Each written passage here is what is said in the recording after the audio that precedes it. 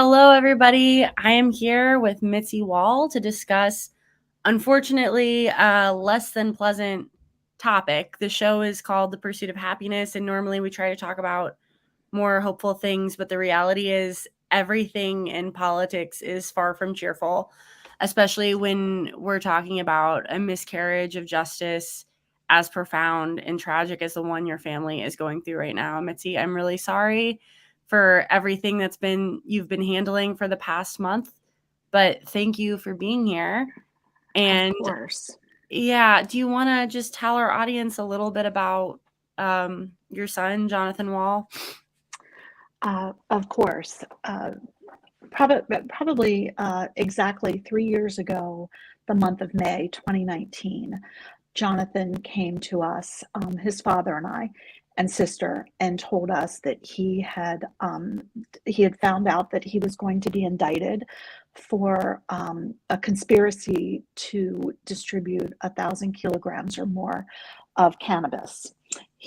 Jonathan was living in California, but some gentlemen on the East Coast, specifically Maryland, had been arrested for selling cannabis, and 9 people specifically, and they said that they received the cannabis from Jonathan, who was living in California.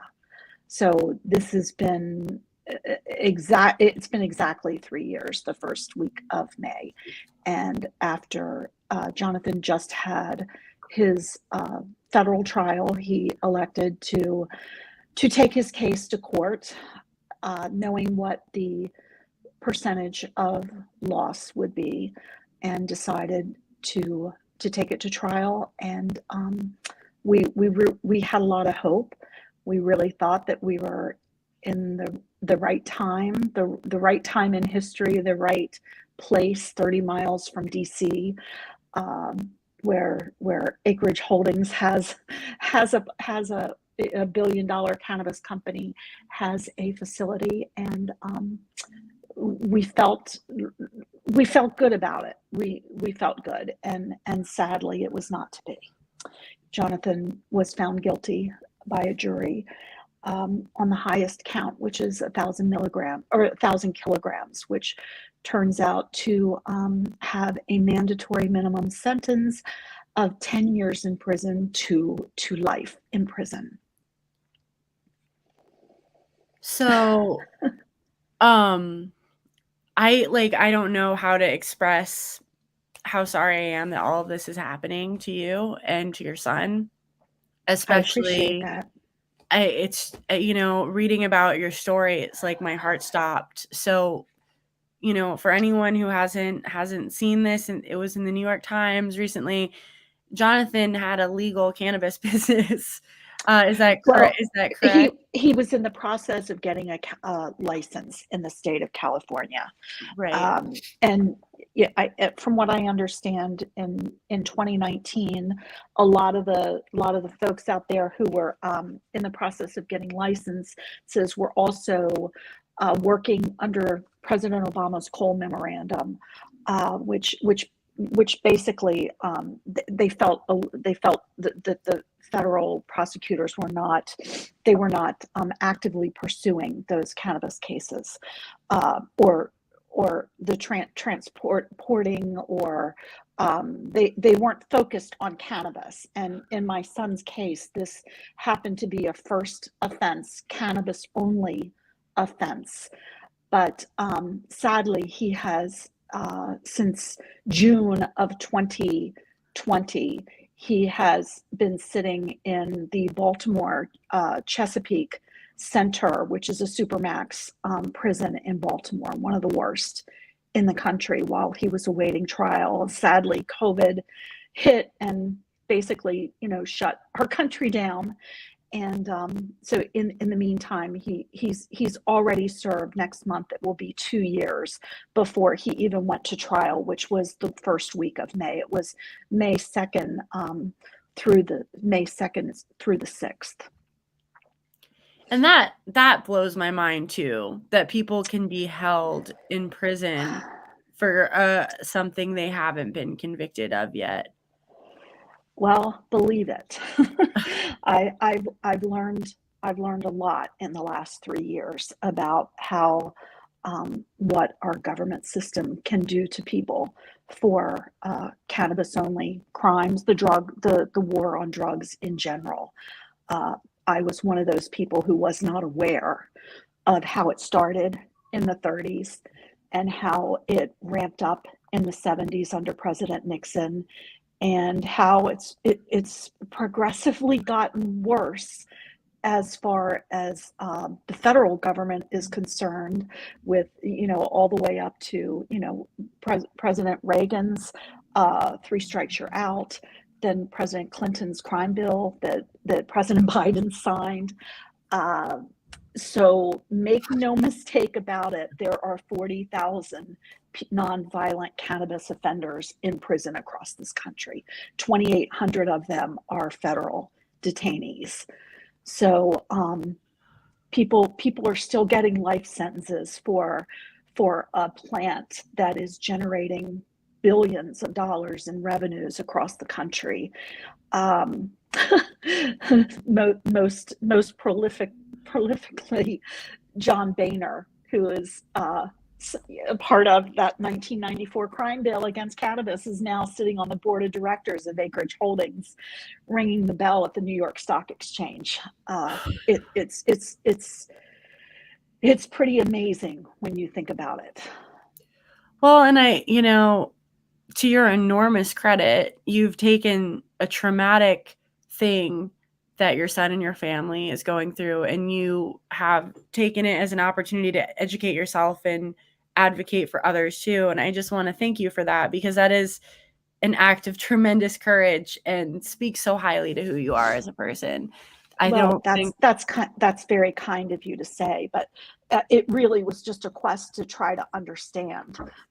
When he first told us, we were just, oh, you need to go just talk to them. I mean, we really, really thought that. You how just could need to you go talk not think that? you just need to go talk to them and explain. I'm sure, you might get a fine. Maybe you'll be fined.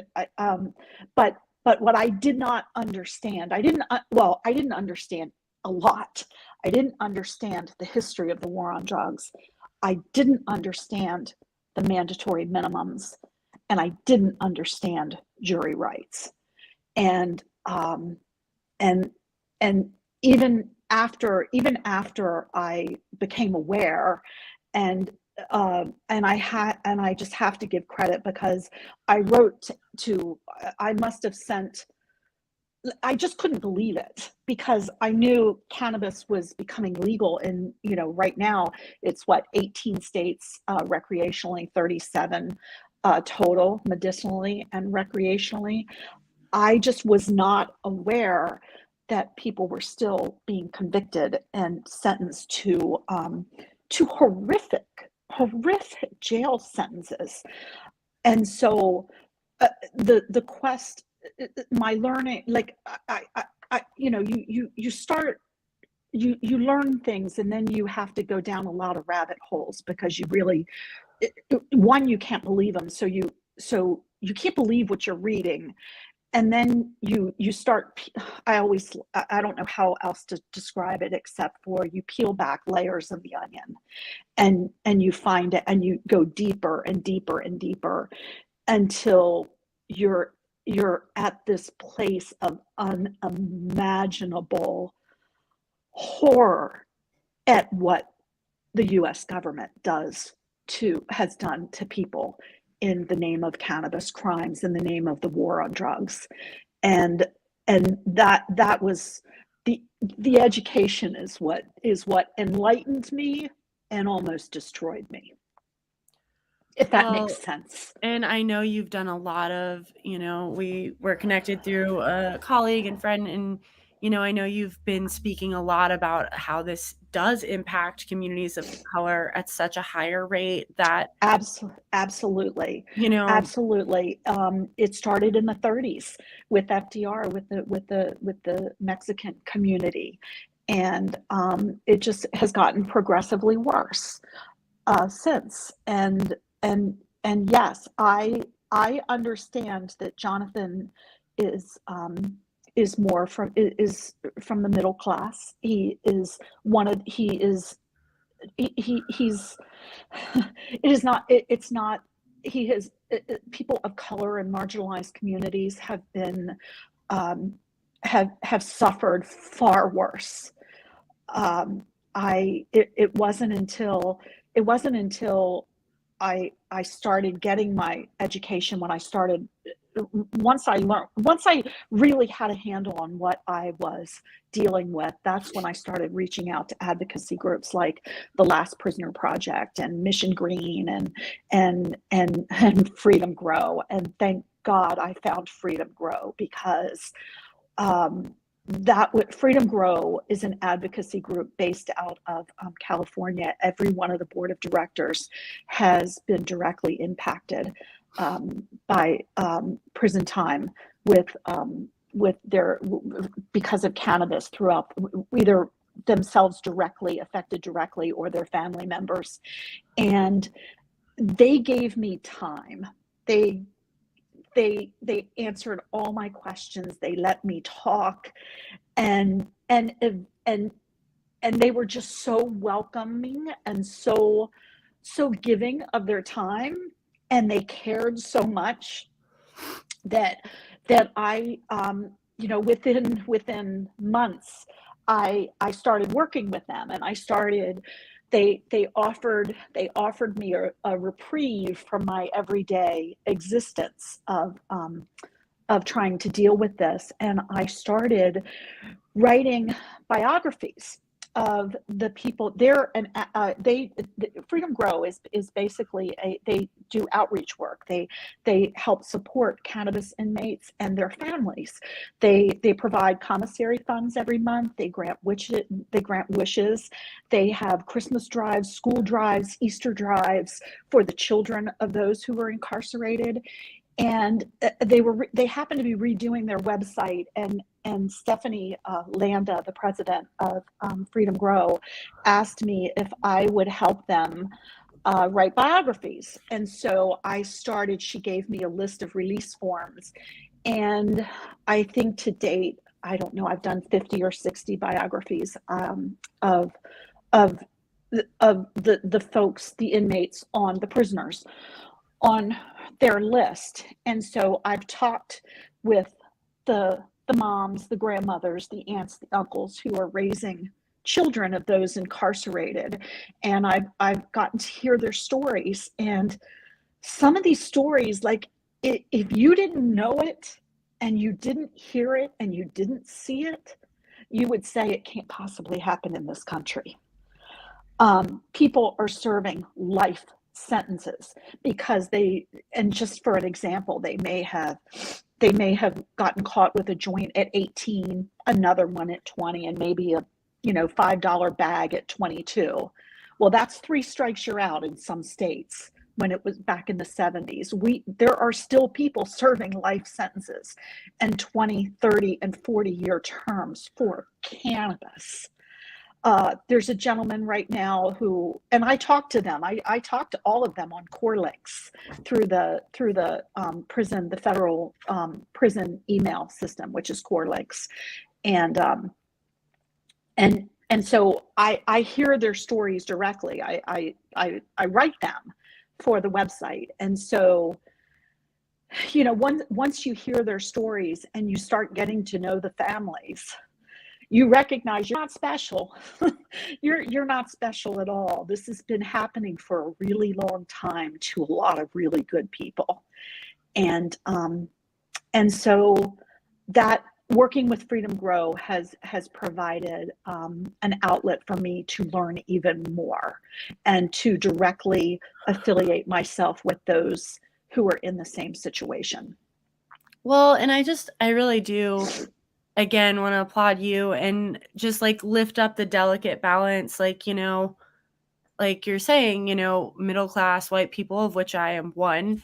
It can be difficult for us because, like, it's like you're saying, it's like, okay, how do we advocate and own our own pain while also not crowding out, the fact that this is a lot worse in other communities. And I think you're doing that beautifully, because, you know, just because this is something that I think middle class or privileged or whatever people need to get better at realizing, just because it's more prevalent in another community doesn't mean it can't happen to us, to our kids, to our family. Absolutely. And the only thing that I can say, I went on a podcast, Martin Mitchell, who's a councilman in Laurel, Maryland, who was so kind and so generous and had me on his podcast. And I was basically telling him my story and asking for court support. And there were some people on the website that said, "Where have you been? Where have you been? Why should I help your son? Were you helping us?" And it took me back a bit, but they were so right. And the only thing I could say was, I didn't know, and I'm so sorry, but now I do know. And this plight started with Jonathan, but with the help of Freedom Grow, that the nonprofit Freedom Grow, it has helped me bring awareness through their platform to a lot more people. And she was absolutely right to question me. Why should I help you? Where have you been?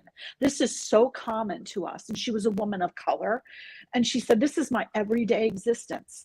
And one of the gentlemen said on the podcast, I had to get a medical card just in case I get pulled over, because I know what will happen to me. I was not aware, and I have there's no excuse other than to say I wasn't aware, but I am now. Well, and I mean, this isn't an excuse, and I don't want to let any of us off the hook in Caucasian America, but I do want to point out, this is something that's been infuriating to me for a long time. In Caucasian America, I would say we are bigger than encouraged, brainwashed to look away from the problems that this system tells us aren't our problems, right? And it's, right. You know, it's a culture of niceness. I saw a tweet once that white people in America are so repressed and nice all the time, basically saying that we're fake. And, I think there's some truth to that. I think in a lot of middle class white communities, it's encouraged to not talk about these things, whether it's drugs in the way that, look, the majority of Americans, 2/3 of Americans will use cannabis recreationally at some point. And increasingly people are using it medically as well. And yet black people, but more likely men, are 4 times more likely to get arrested. And yet that's again, I'm not letting white people off the hook. It's just the way this is put in the media, the way this is talked about in our communities. Of course, people tend to think of it as an outlandish problem, and that oh, that's not actually happening. That can't be that bad. Surely black men aren't getting it. That feels outlandish, but it's true. It is what's happening. It is true. And let me tell you, I don't get invited to dinner parties anymore. I believe that. Because it's really it will forever change your life. And yes, you can go on to find, and I understand that you can go on to find great joy, but you can't unknow things that you have now found out. And now that I've witnessed so much of it firsthand, you can't unknow things, and you can't unknow, not to totally go off on something different, but just listening to Sean King this week and seeing how the gentleman who just destroyed 10 lives in upstate New York, he wasn't taken down. And when you look at the difference between how African American men are treated and white men are treated in this country, you can't tell me they're equal, because they aren't. They are not treated equally. And in very specific cases, in very harsh and horrific mannerisms. And I have lost a lot of faith. I truly thought that I lived in a country that was moral and right and just. And sadly, I have learned that I've learned so many really harsh lessons about that, and I can speak specifically to that by what I mean specifically in the federal court system, that that that Jonathan decided to take his case to court. And I couldn't understand why when I started looking into, why do you see on the websites that if you take a case to federal court, there's only a 98% chance of winning. How can that be? Why would there be a 98% chance of the prosecutors winning in a federal court? Well, I can tell you why. Many reasons. One reason is the majority of people who are charged with federal crimes cannot afford attorneys. We were told by one attorney that to take this case to trial, he would need a retainer of $500,000 with an upward mobility to $750,000. That was one quote. We had several very similar to that. Obviously, like, that was an impossibility. So most people that are faced with these decisions choose plea bargains. So they plead guilty, whether they're guilty or not, if it's a federal crime, because they know what their chances are going to be in federal court. The second thing, aside from the plea bargains, is I didn't know that jurors are not allowed to be informed of what the punishment is. I wasn't aware that there was such thing as jury nullification. Ugh. And jury nullification happens to be, you cannot jurors have rights. They can vote their conscience. They can vote for if they feel that a law is morally unjust or wrong. But it's against the law to tell them. If the defense attorney tells them that they can vote their conscience, or the defense attorney is not even allowed to let them know that it is perfectly legal to vote your conscience. It's against the law in federal court. It's called jury tampering. There's only one state in the country that allows a defense attorney to inform jurors of what their actual rights are, and that's the state of New Hampshire. Jury nullification happened during slavery. It happened during Prohibition. It's what stopped Prohibition. Jurors stopped voting guilty because they wanted to go home and have a cocktail or a drink at night. And then, so it's this culmination of putting on a defense, being able to pay for a defense, and then the jurors not the mandatory minimums. That was just egregious to me.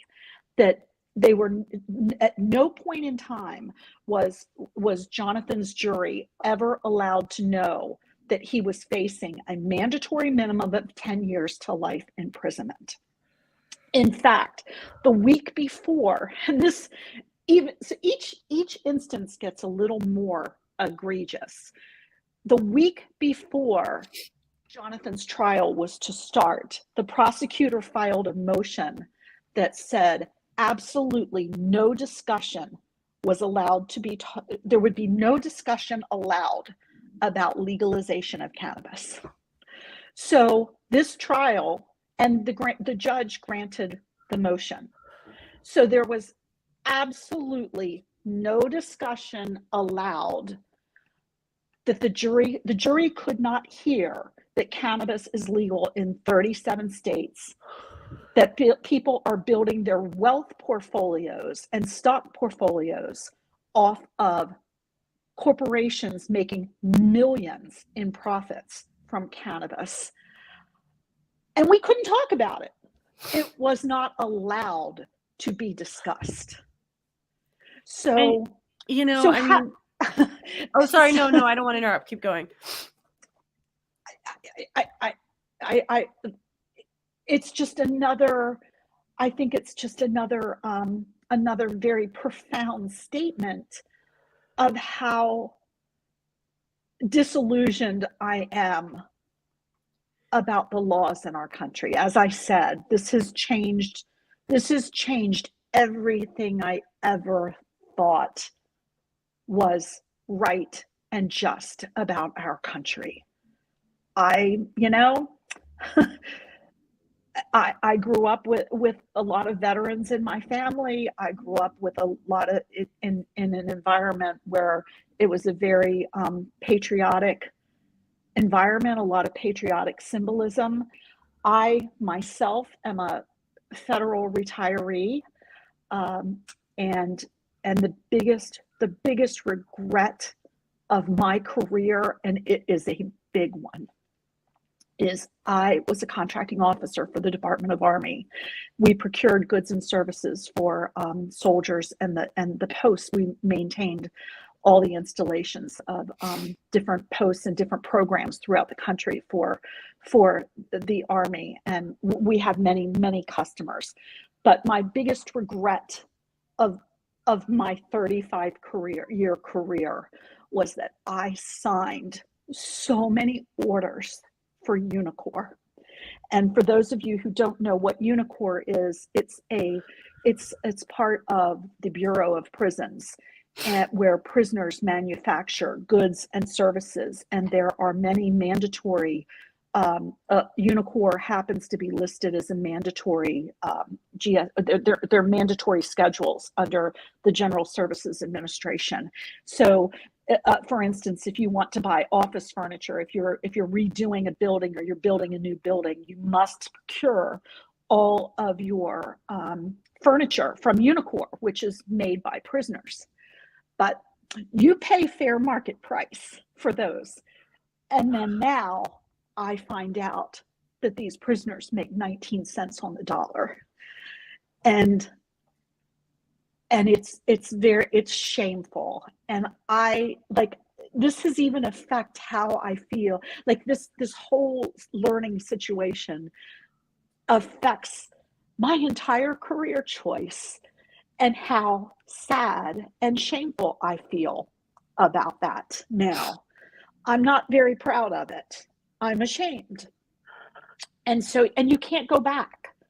And so I guess getting back to my point of what you learn in situations like this is a non-violent first offense. Cannabis, which to my knowledge has not ever killed anyone. I believe I heard 2 nights ago 170,000 deaths from fentanyl last year. Nobody's talking about it. But boy, the federal government's prosecuting, like what the federal government in the city of Baltimore spent on prosecuting Jonathan's case last week. And sadly, there were 9 co-conspirators. Jonathan was never arrested. He was never found in possession of anything. This was an informant-based case. But at the end of the day, all of those informants, in addition to Jonathan, they're putting 10 young men in prison for a plant. And that's, at the end of the day, those informants, in addition to my son, are all going to prison for anywhere from 5 years to life, because some of them had a lower, for whatever reason, it was a lower amount. But the mandatory minimums are 5 years to life in prison. That's 10 men that are going to prison for cannabis. When there were 338 murders in the city of Baltimore last year and only 80 solved. I don't know. I need somebody to explain it to me. Well, and you bring up another interesting point. Think about all the people who have destroyed lives in this country. The overwhelming, something like 25 to 30% of women have been sexually assaulted. And that's, they're fuzzy numbers because you're estimating basing on women who don't report that. And Absolutely. those assaulters walk free. We live in a world where the economy is run by Wall Street managers who have ransacked our economy over and over and over again. And not one single banker has gone to jail for what happens periodically in New York City. And meanwhile, young men and women and people of all genders, like your child, who have Yes. engaged in a recreational substance that almost all Americans have. The numbers are comparable to people who have had a beer at some point, are arbitrarily criminalized and put behind bars. Well, I shouldn't say arbitrarily because, again, They communities of are. color Right. targeted more. But right, exactly. But Right. and they do it because the prison industrial complex makes a lot of money in this country. It's free labor. Absolutely. They Absolutely. I believe 78% of people incarcerated in America are drug offenders. 78%. A very dear man who I met through Freedom Grow. His name is Daniel Musick. And people, please remember his name too. He left last week to serve. He's from Pittsburgh, and he left Pittsburgh. He left his beautiful wife. He's 40 years old to serve a 5-year mandatory minimum sentence at the FCI in Morgantown, West Virginia, for cannabis. First offense, nonviolent, 5-year mandatory minimum. He just left a week ago on Wednesday, and here's a guy who again was helping with outreach with Freedom Grow, a productive member of society, and these the mandatory minimums that Congress put into, Congress makes the laws. They've tied a lot of the judges' hands, and we can't get a bill passed because they're too busy arguing amongst themselves when they're the ones who have written these laws. I just don't understand. We can send $40 million to countries in turmoil in one day, but we have been working for 25 years to get a cannabis law enacted. Like, what is wrong with these people? It's just maddening as just, and I am just an average individual. Like, I'm not a scholar at any of these things, but I know that this does not make sense. I know that, why is it okay for Beyonce, Jay-Z, Willie Nelson, Martha Stewart? Why can they have all these? Why can they engage in cannabis, in cannabis profiteering, so to speak? Why can they build their wealth portfolios? Yeah, I understand it's a federal versus state issue, but it shouldn't be. We all live in the same country, but we're not treated the same. Just by the fact that we could not discuss state legalization of cannabis at Jonathan's trial tells you, why would they keep that from the general public? Why would you do that unless you were trying to fill prisons with people? And I'll tell you, one of the first things that happened to me when Jonathan was taken into custody was, he told me I had to put funds on his phone bill. And I thought, phone bill? Everybody has a nationwide plan. It's one plan. You pay a flat fee and you can make all the phone calls you want. Why do I have to put money on your phone plan? Well, I'll tell you why.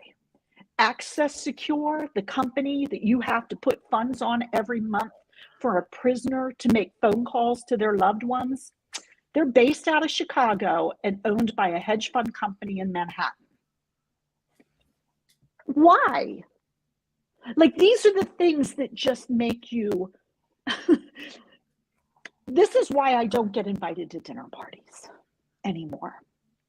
Well, but it's As also, I said earlier, because you start talking about these things, and clearly I'm trying my best to find a balance, but it's difficult, particularly when asked by people such as yourself who are educated. It's most people, it's my friends, it's the people I associate with. Like, they don't believe you. They don't believe this is happening. They kept thinking something else is going to come out at trial. There was something more to this, something more sinister, something this just can't be. And then you find out it is. well, Mitzi, as someone who's well versed in the violence of Caucasian emotional repression, I just want to say, like, I do not have a son in federal prison, but I know that feeling you're talking about, where it's like that suspicion that, like, oh, well, she's deluding herself. Probably he was running a coke ring, because a Right. lot of white privileged people need to believe the system is fair. Because if the system is fair, their affluence was well gotten. And it is. Absolutely. And when you find out that that's not true, it changes your world. It changes your worldview. Part of me is sad that, obviously, that I had to become aware. And the other part of me is so sorry that I didn't 30 years ago. Because if we all were aware 30 years ago, maybe we could have collectively changed things. So it's a catch 22. Um, as you said, it's once you know, you certainly can't unknow, and it changes your life. And, I know I've said this already, but I do hope that you realize how brave it is that you've leaned into the knowing. Because I know a lot of people in your situation could have engaged in all sorts of, self delusion or obfuscation, but instead you are choosing to educate yourself and advocate for others. And I think that's incredibly beautiful. And I hope you know that in what I'm Well, sure is the worst experience of your life. it's also caused a lot of pain. It's caused a lot of isolation from people that you care about, people that even your family members. Believe it or not, like it. And I thank you. I appreciate that's a very kind thing for you to say. Sadly, it also comes with a lot of pain. Well, I think, it's like you're saying, it is something we have to do collectively. These systems are able to function by that middle class self delusion we're talking about, that, like, Mhm. because if we all woke up and realized it could happen to any of us. Your son is a bright, lovely person who, reading about your story, it's like, okay, I mean, he wanted this to be his small business. This wasn't some shady, I mean, No, it wasn't. It wasn't. It's it wasn't. He went to California for he was suited to the lifestyle in California. He was suited to the outdoors. He was always going to be his own boss, always.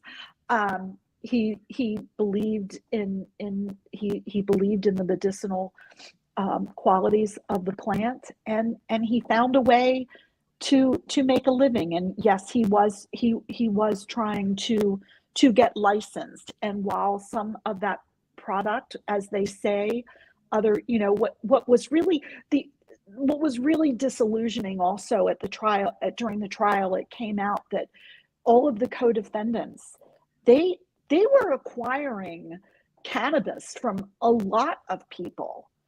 um and it was so disheartening. The trial was just so disheartening in a lot of different ways. And I don't want to be disparaging to our guidance, but that is a whole other story. But it was very sad to me that the jury deliberated for an hour and 30 minutes on the afternoon of Mother's Day weekend. An hour and 30 minutes.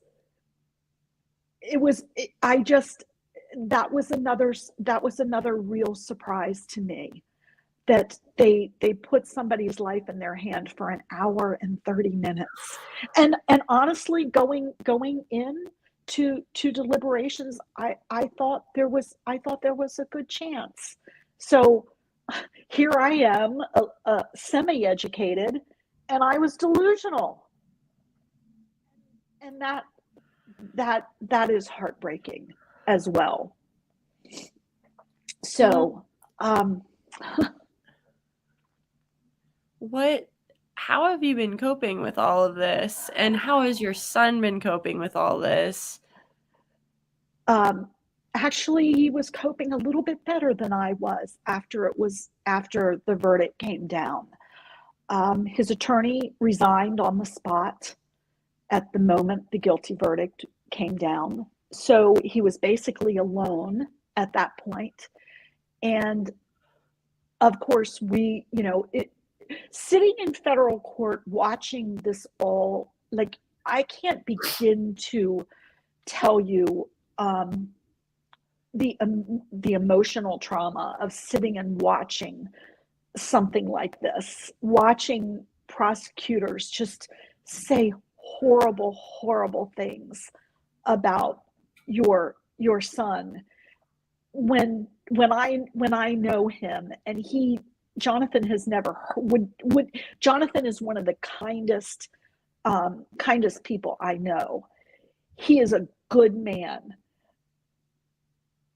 Yes, he decided to do things his own way, but he regardless of what was done, what wasn't done, he has suffered tremendous hardship. He was put in prison with no bail for the last 2 years. He's been in the Baltimore Supermax since June of 2020 because it was the height of COVID. Yes, Jonathan made some decisions that weren't in his best interest because he was never arrested. This was an informant-based case. He was told he was going to be indicted, and he made the decision, right, wrong, or indifferent, that he thought the laws were changing. He left California and went to Central America. I'm sure you've read that. And that is why but he self-surrendered. He was not ever arrested. COVID hit, shut down the world. He could not get out of the country for months. He self-surrendered, came back to California the month of June of 2020. And I remember the court magistrate calling me from Orange County, LA jail, and saying, well, I don't know why he's being held for cannabis. She gave us a really small bond to post. And then she called us back an hour later and said, oh no, I don't know what he did to make someone so mad in Maryland, but he is not to be released. And a friend of ours who we had reached out to, who had actually Jonathan had reached out to a gentleman by the name of Richard Stratton, who was sentenced in the 70s to I believe 25 years in prison, and he got his conviction overturned on his own for smuggling cannabis into the country. He and Jonathan had read all of his books and reached out to him. And he said, oh, Jonathan's not coming. They're not going to extradite him right away. They're going to send him on diesel therapy. And I said, what is diesel therapy? And Richard told us they're going to put him on the slow train back to Baltimore. He's going to stop in 15 to 20 different prisons along the way. And you can imagine what you're subjected to every time you go to a new prison. And by the time he gets back to Baltimore, he will be broken. And Why? that is what they did to him. Why? I mean, I'm not trying to sound ignorant, but what is the justification they use for the 15 different prison stops? It's just it's how long it takes to get someone back from the West Coast. It's called extradition, but it's extradition within your own country, and they put them on buses, shackled in vans. They put them on buses. This is a cannabis offense. This is Now it probably it's from the very beginning of this, and so when people say, well, he was convicted, he did break the law. Oh, okay, has he not suffered enough? okay, He's but been also I love it when people say that. Have you never had a I traffic stop or something, you yeah, know? I know, but it's one of the only things that I can say, and you know, I still I read a great passage in a book, and and I can't quote it exactly, but it was, you know, when you feel like something is morally, just because a law is a law is a law, if it's a morally unjust law, like, was it right to arrest people who dodged the draft going to Vietnam, now that now that you know what Vietnam was about and why they sent our young men there and how they treated them when they came back? Would you have ever sent your son there, or would you have done everything in your power to get them the hell out of this country? Well, and Like, that's not a great analogy, but that's a great, it's I what. think it's a good one. Okay, to me, it's one of those, like, moral questions you have to ask yourself. Just because a law is a law doesn't mean it's a morally just law. If it doesn't make sense, how do you change things that don't make sense if you don't stand up? And thank God, all those men who were looking at prison time and horrific fines, somebody, was it Carter, who said they cannot be prosecuted. Like, someone has to stand up, and there just aren't that many people. Like, it's so frustrating because President Biden said 2 years ago, 3 years ago, he and Kamala Harris, we will not prosecute people for cannabis charges. We will pardon them. We will do that. Where are they? Where are you, Joe? Where, Kamala? Where have you been? What, you could do this. You could grant clemency with a stroke of a pen. You promised. You've let people down. And there's a great movement right now, and I have to plug him because I through this journey I learned about him as well. His name is Daniel Moroff, and he was a field operative for Bernie Sanders, and he's a brilliant young man at Yale Law School right now. And he is making, his movement is called pardonsnow.com. And he's asking, and it's going to be about the young people in this country. He's asking them to go on pardonsnow.com and take the pledge. President Biden, do what you said you were going to do, or we will not vote. And I've taken the pledge. I urge everyone listening to please look at his website. And it's about holding people accountable for, you know, if you say you're going to do something, and I have a dozen clips of President Biden and Vice President Harris saying that no one should be incarcerated for cannabis, then you know what? These guys, not just Jonathan, all the other ones, who my good friend Ellison Callwood just got released last week. He was serving a 40-year sentence for cannabis. He was granted a compassionate release by the judge and the federal prosecutor in his case, because if he was tried today, his sentence would have been 7 years and 9 months. But instead, he served 29 years. He just got released last week, so we're just so excited for Elliston. And so people need to do what they say they're going to do. And when you make promises, when politicians make promises, how else do we hold them accountable? And I just think what Daniel Moroff is doing with his pardonsnow.com campaign could really make a difference. Because there are some Senate races in 4 states right now that are, I think it's Michigan, New Hampshire, Florida, and Pennsylvania, that have vulnerable Senate seats. And if this one, while it might not seem important to a lot of people, I think enough people care. These Senate seats could be flipped, and some of these folks, both men and women, could come home soon. And obviously that's the goal. Well, so this brings me perfectly to my next question, Mitzi. So I think a lot of people don't really understand how difficult it is to be incarcerated in this country. And something I should have been repeating throughout this conversation, America has more incarcerated people than anywhere on the planet. Yes. We should be ashamed of that. How can we look at countries like China and call them oppressive and not be a little bit curious about the fact that we have the highest number of incarcerated? The highest number. I'll tell you, a lot of people just don't care.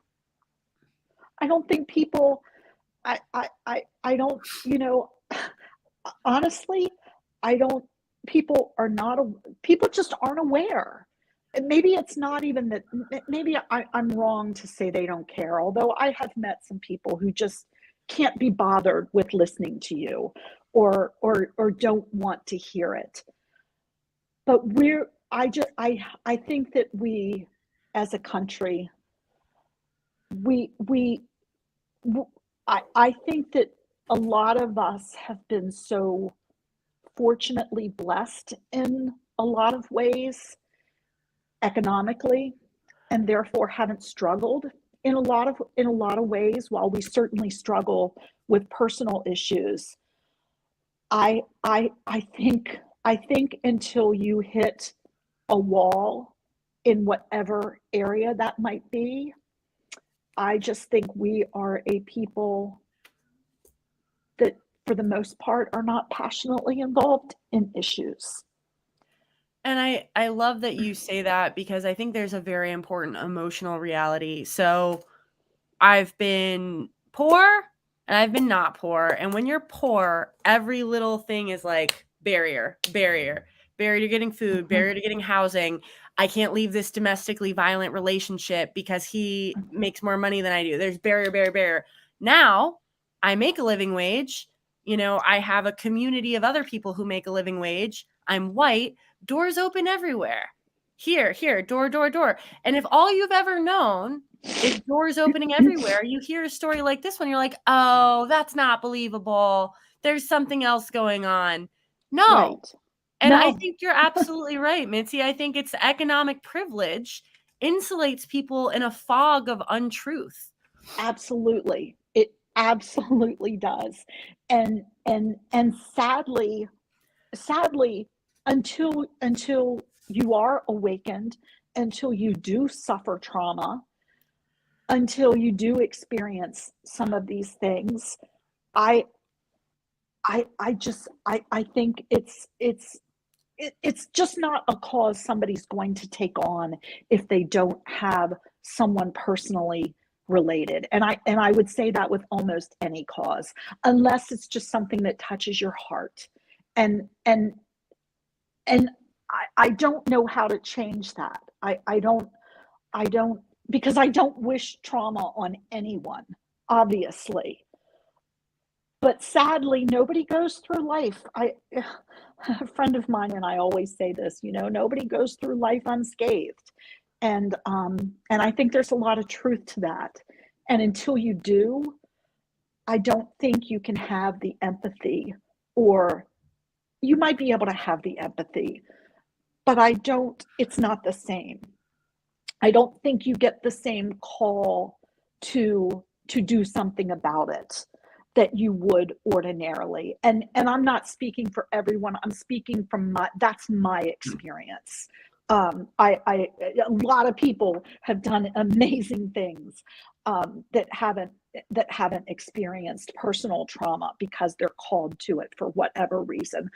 I'm just speaking for myself. But it's, I think it's not unfair to say that, people who feel that call are more likely to have. And in terms of not wanting anyone to experience trauma, I also don't think it's unfair to say in a country where if you're poor, marginalized, part of a marginalized gender, you're more likely to experience horrific things like imprisonment or violence or rape. I don't think it's unfair to say to the people who haven't experienced those things, you need to wake up and realize what the people you interact with every single day are dealing with. Absolutely. And like I said, inmates, the grandmothers, a lot of the men, and honestly, I'm speaking more directly. There are a lot of women who are in prison for the same thing. I personally have not worked with women, with any women. I've only experienced working with gentlemen. So the people that I talk to are the grandmothers and the aunts and the sisters and the wives who are working 1 and 2 jobs, but yet they have to have money for commissary every month. They have to have money so that they can talk to them on the phone. Another thing, aside from the phone system, you have to pay once you get sentenced and you're in a federal prison. I don't know how the state prisons work. I only know federal. You even have to pay for email. They can use the CoreLink system, but again, that's another system of payment. And I remember the first time when Jonathan first went to Baltimore, he called me and said, I need sweatshirts, I need sneakers, I need toothbrushes, I need hygiene products. And I thought, I need a razor, like an electric razor. I don't even remember all of the things, but it was like, they don't provide you clothes. I need a blanket, I need a pillowcase. Well, you have to pay for those things. The people that I'm talking to that can't pay their rent every month because they have to save money to send to the commissary for their loved ones, they can't pay for those things. Like people don't understand the financial cost of having of incarceration, and not only how much it costs us as Americans to house and pay for the incarcerated, and I'm talking nonviolent people. That's what I know about. I don't know about other things, but I'm talking about the nonviolent offenses. For instance, and I'm going to segue into something else. This was a real shock to me.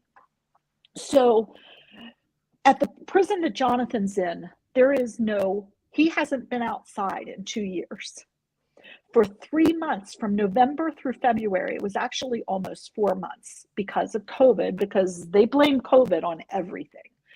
He was in his cell 23 hours a day, 1 hour to come out to shower and make a phone call. For 4 months, he was allowed no visitors, not even in-person attorney visits. 4 months. Now, this has gone on he's been there for 2 years now. Next month, it will be 2 years. And they have no library. There's no library. So I send books to him typically every Monday. He gives me a book list and we send him books, which is shocking to me that they don't have a library. I've always heard throughout my life, people have it so good in prison. They get 3 meals. They get 3 hots and a cot. They get to work out. They get to play games. They get, just the derogatory comments people make about our imprisoned population. And so the only place that I could order him books, because there's no library, is Barnes and Noble, no Amazon. I mean, Barnes and Noble's expensive. You can buy used books from from Amazon, but you're not allowed to use third-party vendors. So I've been, ordering really, a lot of, Jonathan is a voracious reader. And so that's the one thing that I can do for him, is provide him books. Well, about 6 months ago, over the winter, he told me one day, oh, the books you ordered from Barnes and Noble were returned.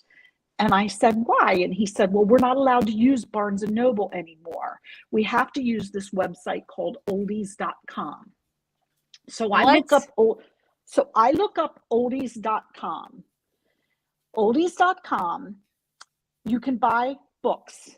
There were several different categories of books you could buy: hobbies, crafts, automotives, pets, jokes, and mature erotica. So I was in disbelief. No novels, no history. No novels, no mysteries, no biographies, no non-fictional, no historic, no religious, no self-education, nothing of any education at all. So I immediately, I couldn't believe it. So I called I called, yes, that's correct. We've dropped Barnes and Noble. You have to order from oldies.com. So after I looked them up, I said to my husband, who owns oldies.com? What is it? Who are they? And we found out they were headquartered in New Jersey, but there was no mention of who owns them. You could not find the name of an owner anywhere.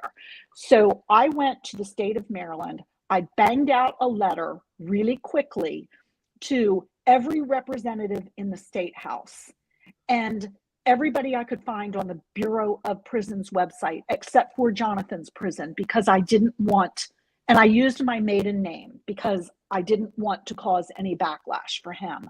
But I said, are you as outraged as I am?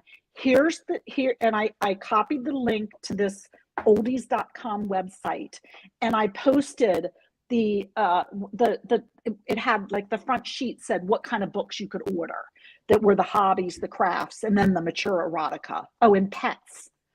And I said, basically, are you as outraged as I am? Where are the self-education? How does someone get an education? How does someone read? Like, my son likes to read biographies and historical novels. He reads a lot of Russian philosophy. Like, who did this? And I want to know who owns this company. Well, that was on a Thursday. And, I just copied the email and I was cutting and pasting. And it was crazy because on that Saturday night at 7:00, an actual state employee called me during dinner and said, we got your letter, we're looking into it. And I said, I want to know who owns this company. And you need to tell me who owns the company, like, who got this contract? And who procured this new bookstore? And by Wednesday, the following week, I don't think it had even been a week, I got an email from the warden of the prison that thanked me. Oh, by the way, clearly he knew from my email who I was. Although I didn't send it to him, someone else had contacted him. I believe it was Senator Eckhart's or Representative Eckhart from the Eastern Shore of Maryland contacted the prison warden and said, we've made a mistake. By the way, Barnes and Noble is allowed to be a vendor. And thank you for bringing this to our attention. That is horrifying and also bizarre. In fact, I'm not a good Twitter user, but I saw on Twitter, because I was Googling it everywhere, like non sole source contracts to prison for book providers. And because I know a lot of the federal providers through the WISH program with Freedom Grow, we send a lot of prisoners books and inmates. I'm one of the WISH coordinators as well for those guys. And we send them any books that they want. We try, as long as we have money, we send them books and magazines and gifts for their loved ones. So I did see that it was happening in another state, but I didn't pursue that any further because I was just grateful that they rectified it and they did it quickly. I I was happy for, like, we got a win. You can't imagine how good it feels to get a little teeny Yeah. tiny win. And so so you know, those are the things that the average person, you would never think about, that you have to fight for books. No, the stereotype, at least living in my head, is when I read the autobiography of Malcolm X in high school, he talks about, he has this really powerful spiritual experience where he's using the prison library and he's reading and becoming the man that would emerge from prison, one of the great leaders of our culture of that time, of the 1960s. And so of course that's what you think, right? And then, I learn when I'm researching things for a story that actually, it is difficult for incarcerated people to find the books and media they want. And prison libraries are either getting very restricted or increasingly defunded, and it's disgusting. I mean, people are locked up for their entire lives, and what are they? It's Right. not like it's a good, yeah. Richard Stratton, who got himself out. I mean, he educated himself in the law library of the prison he was in upstate New York. But I don't hear people or any of the inmates we talk about, they don't have the libraries that they used to have. And I don't know why. I also know that COVID has become the great excuse for everything. A lot of the prisoners aren't getting the courses they need to finish a lot of their programs, like the RDAP program, which is the part of the First Step Act that President Trump enacted in 2018, is a prison reform act that if people finish, like if you do a 30-day course in something, you can get 30 days off of your sentence. It helps in that way. But COVID, nobody's getting their classes. Like, what does COVID have to do with it? Like, Nothing. It's what just an does, like, excuse to take away things from people. COVID is an excuse to take away very basic things. And you have to remember, it's not the prisoners that bring COVID into prisons. It's the outside people. It's the people who work there. And I mean, that's how it comes in. It comes from the outside, not at any rate. It's so sad that you could just go on and on. And this is what I've learned in just 2.5 years. Imagine what families have been dealing with that have been dealing with it for 30 and 40 years. Well, and that's, again, so this is something I've wanted to be more a part of my life, and I know a lot of people feel the same way. If I wanted to do things for incarcerated people, like, the political stuff is great, and obviously that as well too will be my next question, but what can I do? How can I, find someone and be like, hey, do you need any books? How can people do stuff like that? You can go to freedomgrow.org, and Okay. you can go on their website, and we have you can help with commissary money. We have a wish program you can donate to. A gentleman, a beautiful man, Gabrielle Gomez, his grandmother has terminal cancer, and she was Mary East, and her name is Mary East Gomez, and I spoke with her last year because she helped me with the information to write Gabrielle's story on our website. And sadly, she's suffering from terminal cancer. And Gabrielle said, can you please just send her some vitamin D? Like these are, can you imagine asking someone, like, I just want to send my grandmother some vitamin D? So you can do that. We also have, Freedom Grow also has an amazing pen pal program. And honestly, I have and it's easy. Like, you can write letters, or if you go on Core Links and sign up, you can get friends on Core Links as well. And I can help you with that on Freedom Grow. But please go to the website. People, especially those that have been in for a long time, you don't realize how important mail is. And sometimes a handwritten letter. In fact, Tracy Glore, whose son had a medical marijuana dispensary in I can't remember if it's Oregon or Washington State. Before, it's still not federally legal, and her son is serving 10 years. He's in his 6th or 7th year, and he's been denied a compassionate release. He's been sick. He got COVID really bad. He had a legal dispensary and he's serving 10 years. The same with Luke Scarmazzo. He's been in for 14 years. He had a medical licensed dispensary in the state of California. But there are people, these are people you can write to, you can become friends with them. We can get you set up on core links. If you one of the things that a lot of the Randy Lanier, who served 27 years and is now our vice president of Freedom Grow, he really goes after the company. He's a good ambassador, because a lot of these companies that are making millions of dollars, some of them have been stepping up to the plate and providing funds. We had True Leave and Air Wellness gave Freedom Grow. We were able to give Christmas baskets or Christmas gift cards to all the children of our 196 inmates. That was just some of them, and they supplemented that.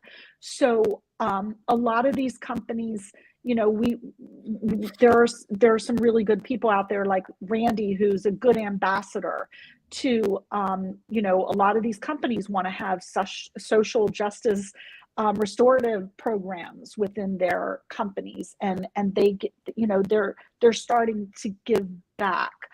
And we'd like to see more of them do that. But you can also find out a lot about our prisoners, a lot of them. And Jonathan has a blog. A lot of, we give the prisoners on Freedom Grow a space to write unedited blogs, which is huge, because try to get something published. It's not easy, because they know your words due to edits and spacing. You can't, a lot of prisoners who want to write, they can't fully get their stories out because they're so chopped during editing. And Freedom Grow, I can't speak highly enough about them, because they really provide help where it's needed, and that's to the families and to the prisoners.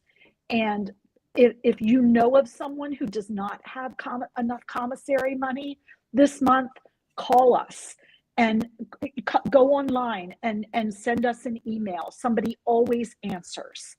And those are some of the things that you can do to help. And thank you for asking. And I wanted to ask another question, and I'm so glad you're here to answer it. So I've wanted to become a pen pal for a while, actually, but I found some stuff on the internet, don't make fun of me, that was like, there can sometimes be like a dating vibe that will pop up between pen pals.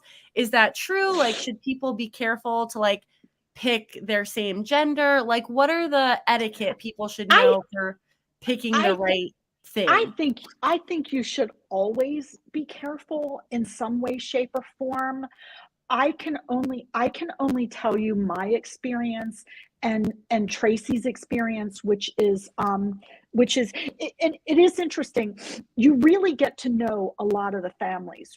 What I have found, like, you gravitate towards certain people and you do become friends with them. Like I know Tracy Gluer's son, Lance, as I just said, she's become friends with another family, the family of Donald Fugit, who is also in prison. And so, she'll call, she's the pen pal coordinator. I buy the books and magazines. And so we coordinate a lot back and forth. But what I can tell you about my experiences, we've never had to have this discussion. My experience mostly is most prisoners want to talk about their families. Yeah. They want to talk about their children and what they want to do when they come back. I have a lot of friends on Core Links. I talk to probably 20 or 30 inmates, prisoners on a regular basis. I've never gotten a bad vibe. These aren't sexual predators. Oh no, They're I didn't mean no, no, that. no. I understand your question is really legitimate, and I have to say honestly, I haven't thought about it because I haven't experienced it. Right, right. And No, I've obvious, actually heard the opposite, that there of all genders, people who will write incarcerated people, maybe even with the hopes of developing a romantic connection. And like, I was just, and like people are like, yeah, just make sure you're, yeah, I think you see that like a lot of like celebrity murderers, like that oh became, yeah, no, like, that became very high profile, and you hear how they have this incredible following, and some of them are even married now. I've yet to meet a cannabis person who was violent or was ever suggestive in well, any so, way. That hasn't been oh no, my no, no. And to be experience. clear, I hope it But doesn't sound like I'm in no, any way implying that they are. no. I think it's a really legitimate question. I think any woman should be careful of Right. speaking to any person they don't know. Exactly. Um, you know, I think the people that I have come in contact with, number one, the people on Freedom Grows list they have been vetted in that they're nonviolent cannabis offenders. Okay. Um, and I have yet to meet one that that was violent or that I got an uneasy vibe from. Honestly, most of them want to know, like we do. Kristen Floor, whose father, she's another board member. These people are just amazing. She does a newsletter for all the prisoners, and she sends them breath work. She's a breath coach and she's a yoga teacher, and she likes to she sends out like quarterly or biannual newsletters to all of the people on our list. And what I did this year, she was asking for input, and I'm not a poem person, or one to like give a little meme of things. I thought something that prisoners would really be interested in is what are the laws that are coming out. Like, they want to know what's happening in politically. Yeah. Like, what's happening with the MORE Act. Like, I can't tell you how many people contacted me and said, oh my God, the MORE Act passed, so is Jonathan coming home? No, the MORE Act didn't pass. The MORE Act went through the House. Yeah. It's not going to go through the Senate. It doesn't have the votes. But there are other acts. There's, Senator Joyce and Representative Mace. Like, there's the States Reform Act now. Like, there are other acts, Booker's and Schumer's bill, that just got postponed until August. Inmates want to know about things like what happened this year. So I tried it. Sadly, a lot of people then thought I was an attorney and wanted me to get involved in their cases, and I had to say, I'm not an attorney. All of a sudden I got a lot of requests for friends on Core Links, and then it dawned on me, oh my gosh, I had to go back and reread it 100 times because I in no way meant to represent myself that way. I just thought, I had so many people ask me, hey, can you send me a copy of the MORE Act? I'd like to read it. I want to see if my case fits into that. Like, I want to see, can you send me the First Step Act? Can you send me the CARES Act? Can you send me how do I do a request for compassionate release? So I thought it would just be interesting to let people know, hey, by the way, people are working on legislation. It's as sad as it is, and as slow as it is, there are things that are happening, because they all know that President Biden said, I will release all nobody should be in jail for marijuana is what he said. Oh And yeah, I heard it. so obviously a lot of our prisoners, they want to know, like, What's going is on? he going to do anything? It's been 2 years. What's happening? So I just decided to do that little, a page in the newsletter about who's doing what and where we are. And so that's what most people want, like on core links, that's what people want to know. I also shared Jonathan's story with some inmates on core links, because I also want them to know that I'm not just trying to do something good for a period of time out of my life. Like, I really do care. And people take you a lot more seriously when you're honest and open and share that, this happened to my family too. And because they know then that you don't think they're a bad person. It's, I found that being open and honest with people, that they appreciate that, because they know they're not bad people, and they don't want to be thought of as a charity case either. But they don't Sure. want people to, but people forget. And when you're put away for a really long time, your friends stop, people stop coming around. They don't get as many letters from people anymore. And that's why I think that the Pen Pal program is just so wonderful. And it's wonderful for everybody. You get to know about people's families, like about their sons. Like, I know so and so's son is going to start medical school next month. You and you also, sadly, we got news this weekend of a really fine gentleman whose daughter died, an 18-year-old girl, over the weekend from a fentanyl experience. And so we need to rally around him now, because I cannot imagine what it must be like for someone who's incarcerated to have a loved one pass. And it happens every single day. And so I love that you asked if you could get involved with that, because I think it's really important. Well, so for people watching, what does the process look like? We go to Freedom Grow's website and Yes, and there are donate buttons. There are Pen Pal Pro buttons. You can get, and it's a really lovely website. It's very easy to follow. You can, in fact, they blogged about Jonathan's trial. They people flew in from all over the United States from Freedom Grow. They're a tremendous support system for anyone who needs it. And I had people, they flew out and they did a daily blog about the trial every day and put it on their website. oh, that's great. They just provided so much emotional and support and physical support. They were out protesting, they were holding signs, they were educating people on juror rights. They work really, really hard. And if you need them, like I needed them to come for court. They are all about rallying for court support. And Stacy Shepard, who's just an amazing advocate, came with her cannabis. She actually has a bus. Her website is CannaSense.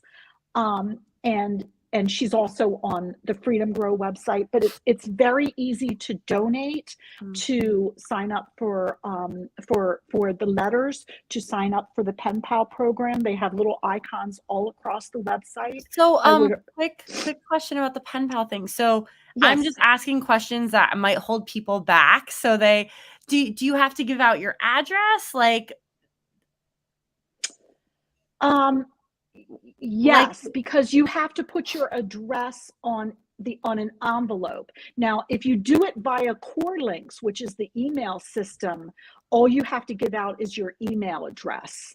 Okay, but if people get a mail Pen Pal, you're sending mail directly to Yes, yes, they have. It's usually a federal correctional institution.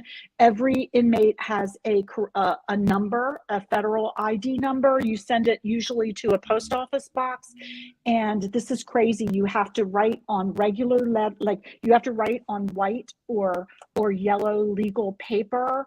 You cannot send cards. They will not What? take. You can't send a birthday card. You can't Oh send my a cheer gosh. up card. Everything has to be written on paper. I can't tell you how many people sent Jonathan cards and they all got them back in the mail. I had never sent cards because I was talking to him on the phone, and I usually write letters. But the first time I was told, oh, my sister, I think, called me and told me they returned a card. You also can't use you can't put any stickers on anything. Like you can't use a sticker that is your return mailing label. You have to handwrite it. And every prison's different. They have a lot of different rules.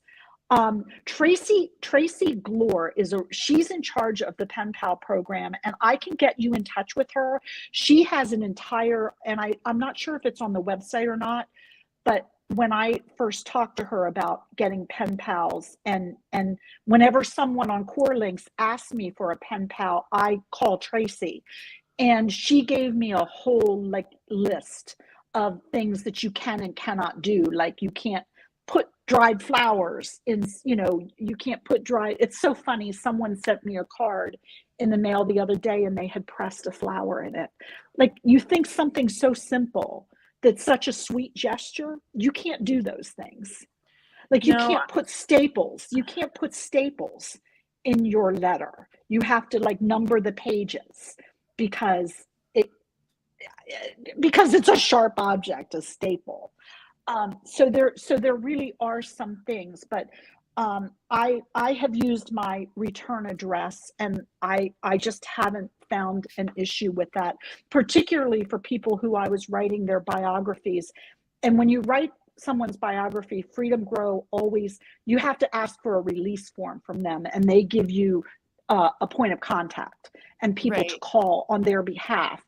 And sometimes I would not get an answer from them, but I wanted to do their biography and get it on the website. So I would write them letters, the ones that I could not get in touch with, or sometimes people wouldn't even give a point of contact. Well, I would just write to them and ask them for the information. And usually they just sent me a letter back. So again, I think we're not talking about people who have violent histories. No, and to be clear, Right. even violent offenders deserve mail, I mean, it's like, Absolutely. and Absolutely. I'm sorry to drill hard on this. It's just I know it's something I want to give people something they can do today to make I think people. I think it's a really legitimate question. And I think, and honestly, as a female, if you were my daughter, I I would want to know everything there is to know. Yeah.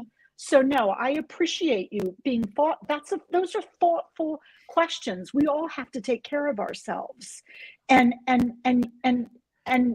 those are the questions in everything we do in life. Like, should I go out by myself at night? Right. Those are legit. That's a legitimate question. So no, I would ask you, if you don't find something on the website, please email me, Mitzi, Mitzi, F as in Frank, WALL @gmail.com. If you can't find something on the freedomgrow.org website and there's something you want to do, please email me. I'm happy to I probably won't know the answer, but I will certainly find out, and I can send you in the right direction. Well, and I think we all need to be doing our part, because it's like you're saying, it's too much. It's too much on you. It's too much on the mothers and fathers and sisters and spouses who you are dealing with your own trauma from this situation. It is too Mhm. much to ask of you to be carrying this alone. And, I hope you know that you have a community, visible and invisible, around you right now. And I'm just so sorry it's happening. It's And I appreciate it. I appreciate you caring and being sincere and very thoughtful in your questions. I really appreciate it. Well, Mitzi, I know I've kept you perhaps longer than I've kept any other guests. What else do you want people to know before I let you go on with your afternoon? Well, I don't want people to forget. We also don't the next step is sentencing for Jonathan. And we need to keep this, we need to keep people need to keep talking about it. We don't know when the sentencing would be. They tell us it could be anywhere from 30 to 90 days. I call every day to see if it's been set. It hasn't as of yet. Um, we need to start. We'll need to start a letter writing campaign to ask for leniency. Um, that'll be the next step, is getting through sentencing. So we need support. We need to keep talking about this. We need to put pressure on our politicians. We need to put pressure on the owners of companies to use their connections and get things and help be part of the change. This We need to hold President Biden and our politicians accountable, because they promised they were going to pardon people, and they need to keep their promise. And they told people they were going to that people with marijuana convictions needed rehabilitation. They needed not to be in prison. And and and we and we need to hold them accountable to keep their promises that they made. A lot of people voted for people specifically for those reasons. And we have to keep reminding them that they made promises and commitments, and they haven't kept them. And I think everybody can do that by writing, by signing petitions. Please go to change.org and sign Jonathan's petition. Um, it's Jonathan Wall. Gosh, I don't know what it's. I just go to change.org and put in Jonathan Wall or Free Jonathan Wall. He has an Instagram page that we keep it updated with articles. I know the Washington Post posted an article on Friday about the results of this case. The Outlaw has been amazing following the case. The New York Times wrote an article last week. So I would ask people to we have a petition on Freedom Grow to that's written to President Biden to grant clemency to all of the marijuana offenders. You can do that.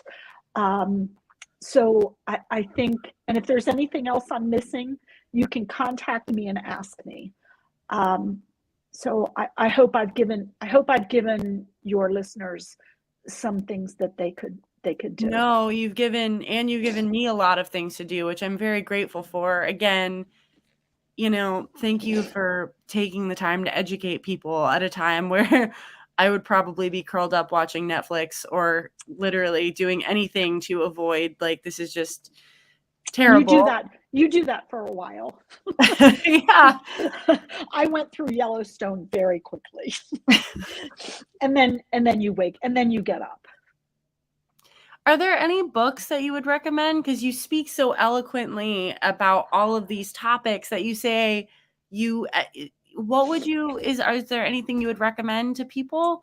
Well, I think there are so many different topics that involve this is the issue. I mean, there are a lot of Right. books about what happens to people. Richard Stratton's book, Smuggler's Blues, that kind of gives you a preview of how it happened and how people can get caught up in the war on drugs. But I ordered many books on jury education rights. And FIJA, FIJA.org, that's Fully Informed Jury Association.org, has a tremendous amount of information on their website. They have YouTube video tutorials that I took to, people said, well, you have to educate people. Well, how do you do that? Well, there's a lot of information. I ordered a lot of different books on Fully Informed Jury Association, and their website is amazing. Families Against Mandatory Minimums, FAM. That's another phenomenal organization, fam.org, which tells you, how it gives you more, because I think there's so many different things. There's not one specific book that I could recommend. It's because it has to do with the war on drugs. It has to do with the 1994 crime bill. It has to do with the Families Against Mandatory Minimums, the jury education. There's so many different sects. Gosh, I wish I had one place where I could recommend you to go, and I wish I had No, thought about that. these are great. These are all great. So, But they're really good resources. You could go on the Last Prisoner Project website. They do phenomenal work with for the post convicted people. Like, they're aware of Jonathan's story, but they work solely at the post conviction stage. The same with Weldon Angelos is a huge. I think he's an ex marijuana or cannabis prisoner, and he has a his I think his nonprofit is called Mission Green, and he does a lot of outreach work, and he does work with I think he's directly connected to the White House trying to get things passed.